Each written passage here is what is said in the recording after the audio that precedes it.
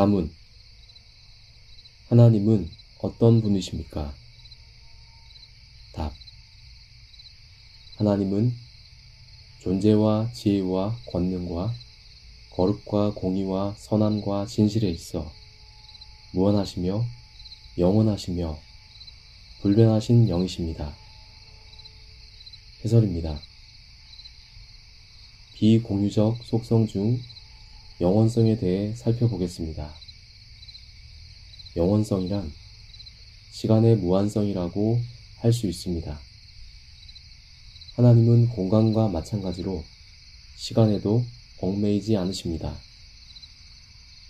하나님은 시간을 초월하고 장악하고 지배하십니다. 하나님에게는 과거와 현재와 미래가 같습니다. 천년이 하루 같고 하루가 천년 같습니다.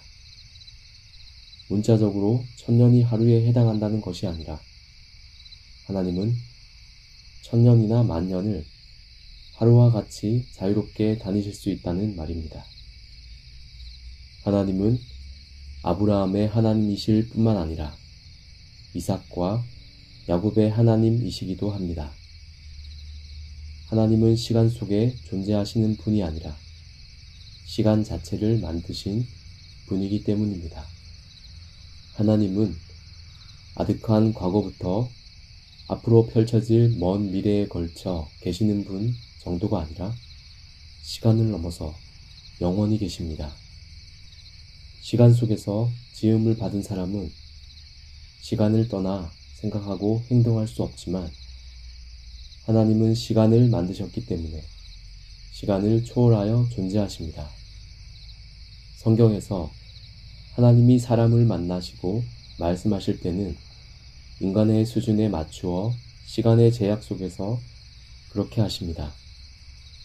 하지만 그렇다고 하여 하나님이 시간의 지배를 받아 우리 사람처럼 과거와 현재와 미래의 순서로 존재하고 생각하고 행동하시는 것은 아닙니다.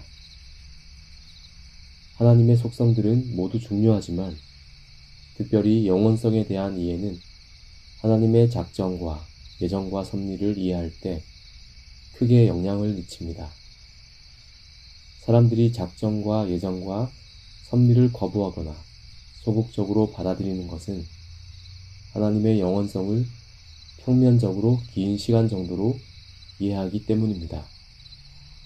하나님의 영원성이 단순히 시간의 먼 과거와 미래가 아니라 시간의 초월임을 알아야만 작정과 창조와 섭리도 온전히 받아들일 수 있습니다.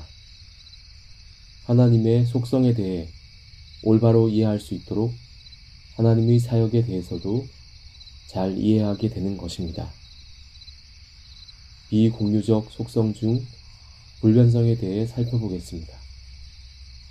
성경에는 하나님이 미워하신다거나 기뻐하신다는 표현이 나옵니다. 하나님은 패역한 이스라엘 백성을 진멸하려던 생각을 모세의 설득으로 돌이키기도 하셨습니다. 또 하나님은 요나의 회개 촉구로 니느웨 사람들이 악한 길에서 돌이키자 그들에게 내리려던 재앙을 거두셨습니다. 노아 시대의 하나님은 사람을 만들었다는 사실을 한탄하기도 하셨습니다. 이런 표현들 때문에 하나님도 사람처럼 다양한 감정을 지닌 심지어 변덕스러운 분이라고 생각하는 사람들이 있습니다.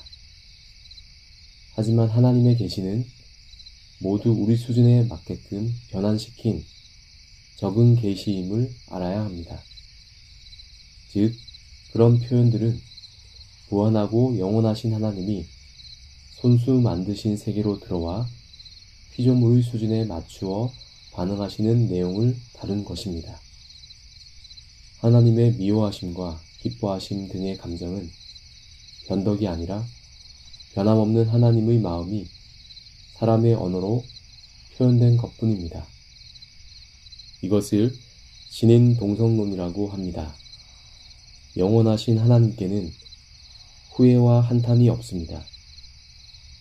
자녀가 좋은 학교에 진학하기를 원하는 부모는 자녀가 열심히 공부하지 않으면 화를 내거나 벌을 주기도 합니다. 몇 등 안에 들면 스마트폰을 사주겠다라고 유인책을 쓰기도 하고, 이렇게 살리면 차라리 집에서 나가라, 이제부터 내 자식이 아니다 라고 충격요법을 쓰기도 합니다. 하지만 자녀에 대한 사랑은 바뀌지 않습니다. 자녀가 부모의 참 목적과 마음을 모르고 충격요법에 반응하여 진짜 집을 나가버리면 안 됩니다. 오히려 부모는 척이라도 해야 합니다. 하나님은 완전하시기에 그 존재와 속성에서 빼거나 덧붙일 것이 없습니다. 하나님의 불변성은 하나님의 무한성과 영원성에서 자연스럽게 도출되는 것으로서 하나님이 하시는 일들에 깃든 근본적 목적과 뜻에는 변경이 전혀 없습니다.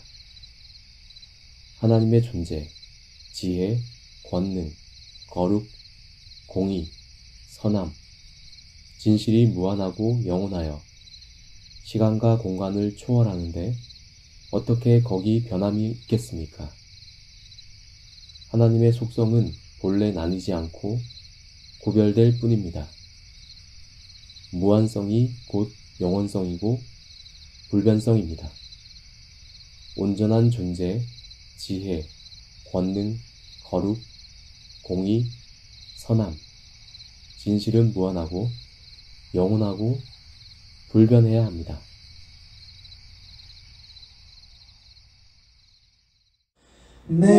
내가 주를